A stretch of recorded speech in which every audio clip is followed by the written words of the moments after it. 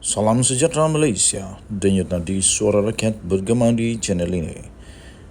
Jangan lupa tekan butang subscribe, like dan share. Malaysia kita punya, cintai Malaysiaku, kita jaga kita.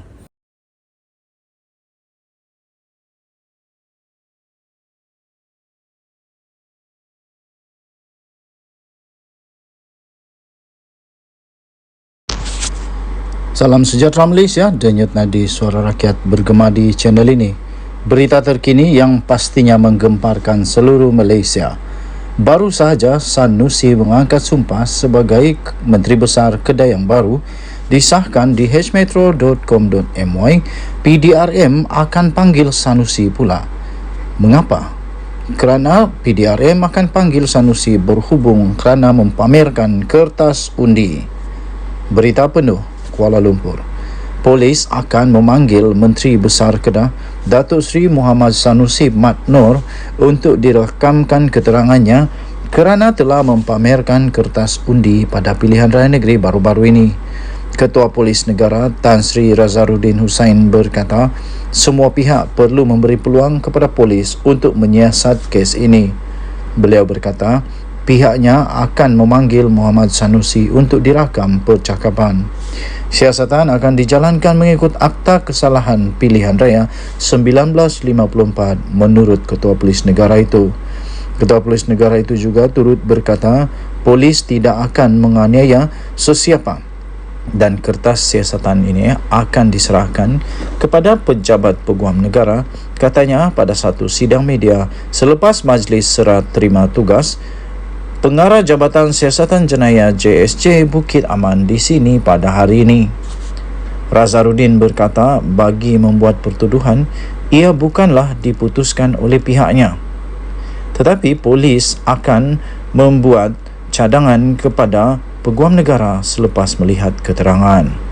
Katanya, kita juga takkan hendak memandai tambah keterangan dan terpulang kepada pejabat peguam negara untuk tuduh atau tidak, katanya lagi. Terdahulu, media telah melaporkan Sanusi telah didakwa menayangkan kertas undi kepada petugas media yang telah membuat liputan ketika beliau menunaikan tanggungjawab sebagai pengundi di SIG Kedah. Denyut nadi suara rakyat bergema di channel ini. Jangan lupa untuk tekan butang subscribe, like dan share.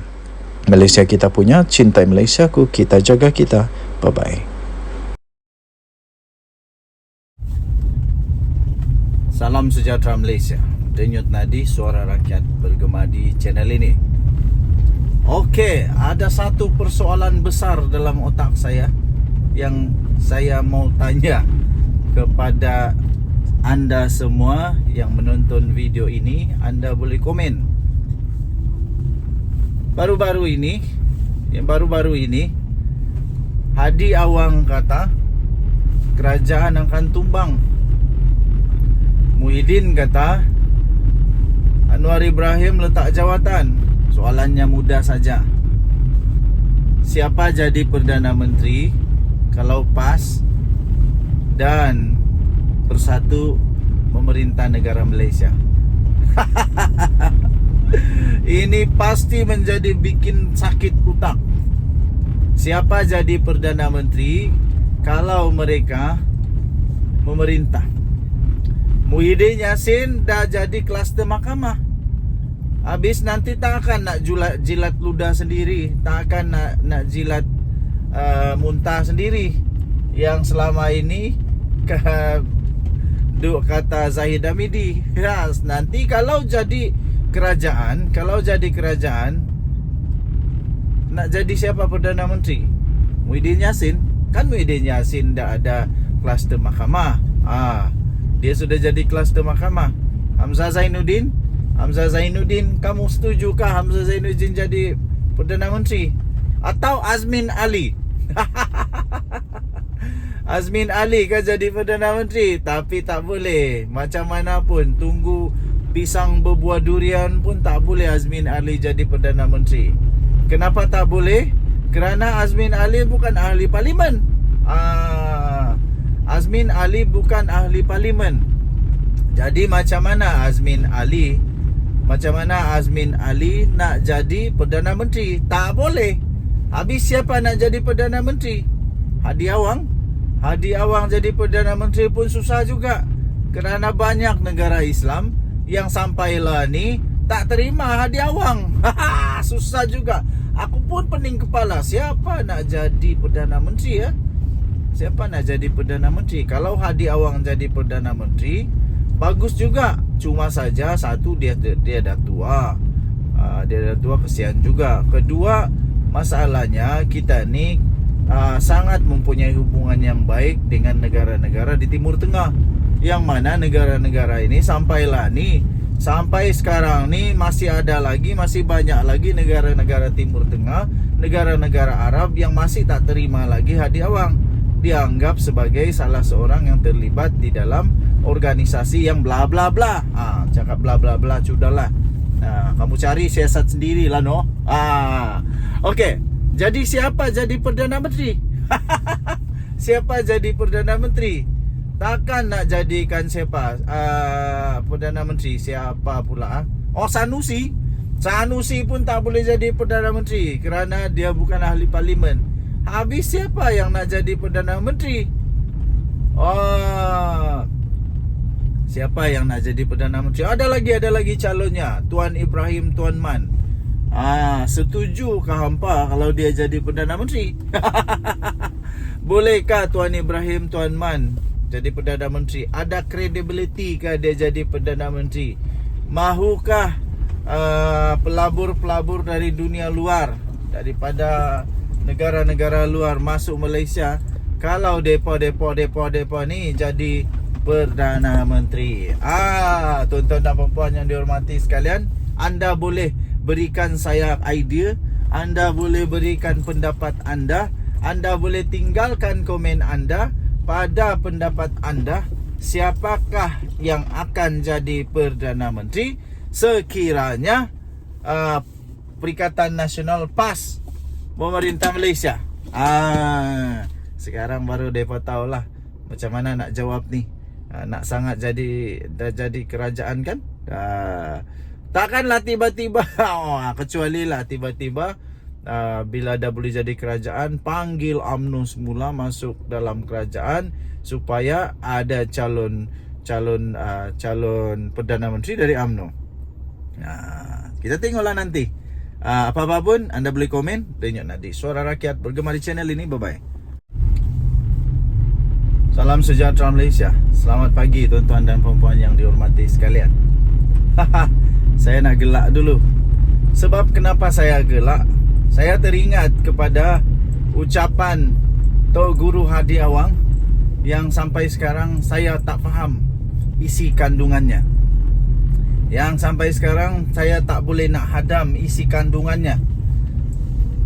Yang sampai sekarang saya tak faham kenapa beliau boleh cakap macam begitu. Isi kandungan ucapan dia itu, dia kata kalau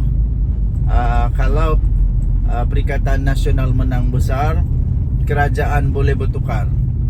Lah ni dah menang ni. Yang saya kata tak boleh hadam itu sampai sekarang ialah apa kena mengena PRN dengan tukar kerajaan.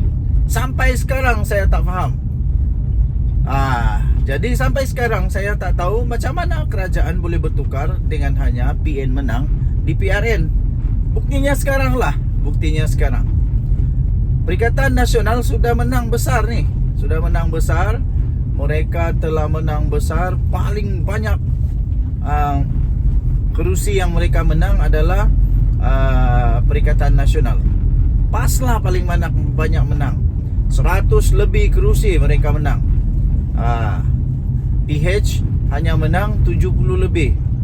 Lepas tu Barisan Nasional hanya menang, kalau tak silap, 11 lah.